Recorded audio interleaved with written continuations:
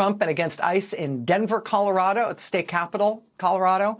There were protests against ICE and against Trump in Albuquerque, New Mexico, and in Akron, Ohio, and in Boston, Massachusetts, and out in the cold and the snow in Morristown, New Jersey.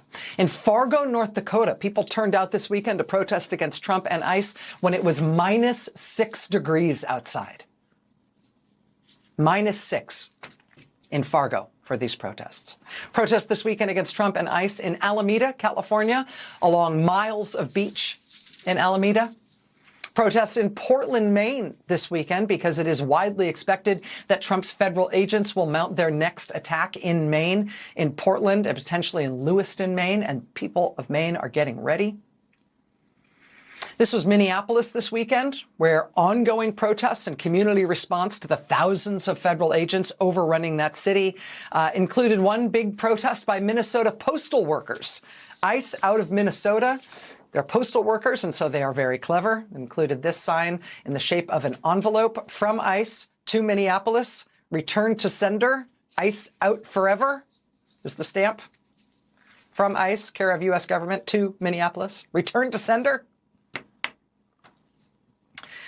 Minnesota protests this weekend also included the annual Powderhorn sled races, which, look, this is a sled, which included this big bottle of de-icer, like windshield de-icer for your car. Also a big container of horchata. I'll take my horchata warm because F ice.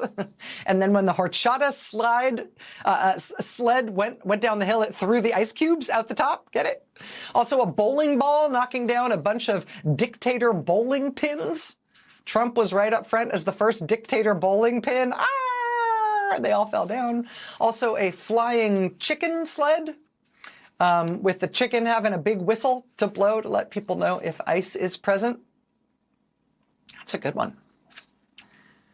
Protests continuing day and night in Minnesota at the ICE facility in Minneapolis, that federal building there, literally day and night protests continuing there. We're also seeing continued anti-ICE protests at the ICE facility just outside Chicago in Broadview, Illinois. Thinking about these ICE facilities, ICE processing facilities, ICE holding facilities, here's a little bit of a heads up, something to watch out for. You've all seen, right, ongoing protests and occasionally very intense protests at these ICE facilities in places like Broadview, Illinois, and in Minneapolis at the ICE facility there. We've seen flashpoint protests at the ICE facility in Newark, New Jersey, and the one in Tacoma, Washington. You've seen all that over the course of the past year, right? Well, here's something that we are now noticing. We're now noticing protests in sort of communities in uproar, really big local responses in far-flung, out-of-the-way towns all over the country, as ICE now starts to try to use some of the billions of dollars Trump and the Republicans just gave them, as they use that money to try to build new facilities and prisons and prison camps all over the country. They have now cited where they want those places to go. They're trying to repurpose vacant warehouses into prison camps.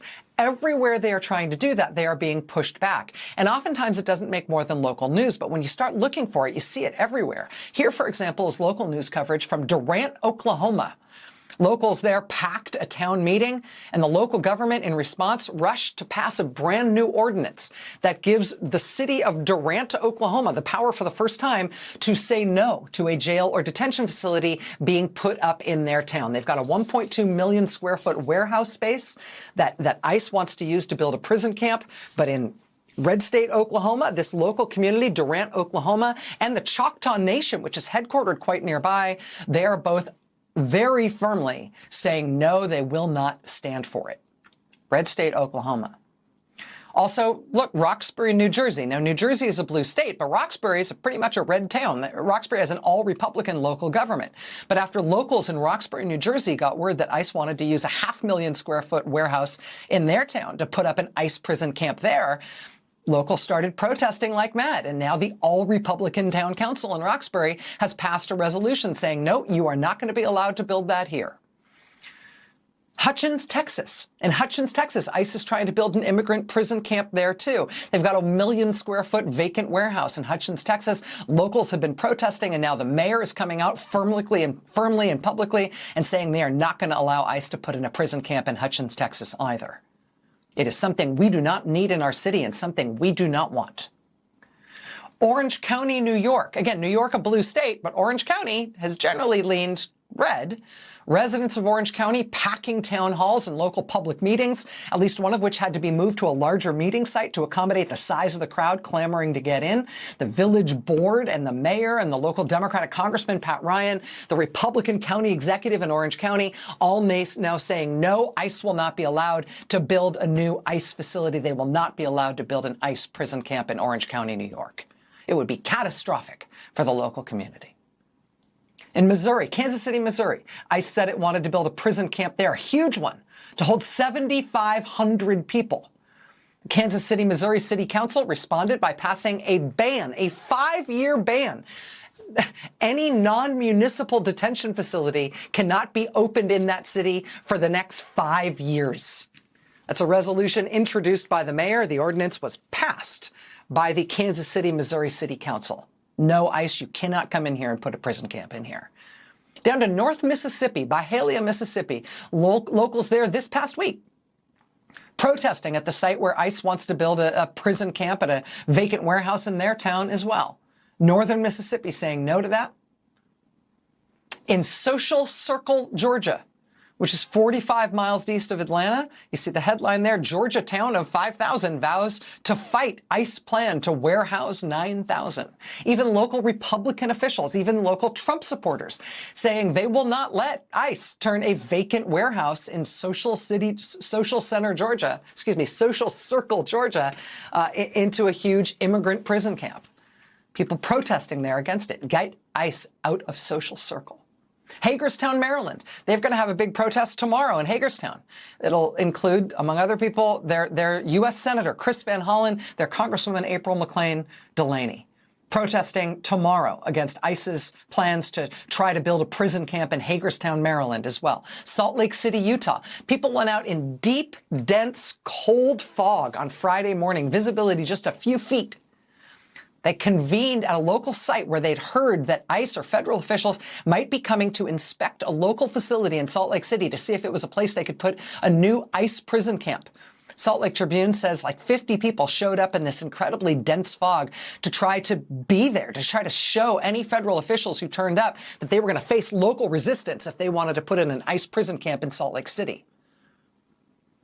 The feds didn't brave it. They never showed up Friday morning.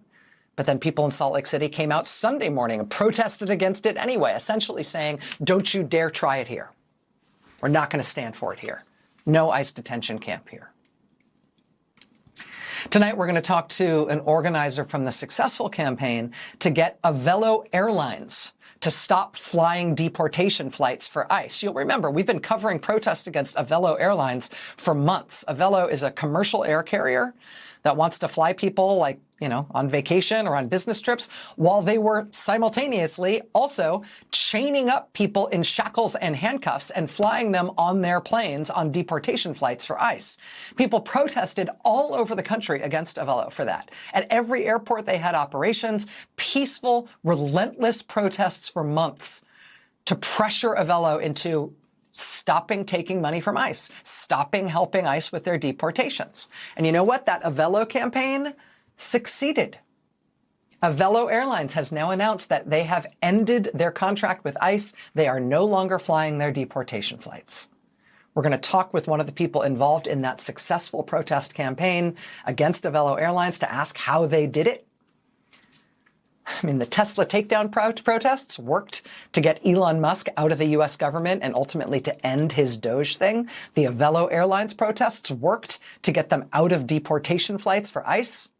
And now we are seeing protests all over the country, anywhere they want to try to put an ICE prison camp, in any town of any size, in any state, no matter how liberal or how conservative. We're also seeing corporations like Target being pressured to tell ICE to get out of the state where they are headquartered in Minnesota, to tell ICE that they cannot stage in Target parking lots or enter Target stores for their operations without a warrant. We're seeing Home Depots continue to be protested, like this one in Phoenix this weekend. Home Depot continuing to face pressure to tell ICE to not use their parking lots, to not use their stores for their operations. We're also seeing protests now in the seat of power in Washington. like this really big one a few days ago at the headquarters of Customs and Border Patrol in Washington, D.C. Tomorrow, on January 20th, we are expecting people all over the country to stage walkouts from their jobs and their schools as a fitting way to mark 1 year exactly since Trump has been back in power, and this disastrous year since. On this MLK Day, we are seeing Americans bring moral force of every imaginable kind. Moral force, bringing it to bear against the attempted overthrow of our system of government and the violence that's being used to try to achieve that. Moral force, nonviolent moral force, and faith, the most powerful things in the world. We got a big show tonight. Cardinal Blaise Cupich of Chicago is here with us next.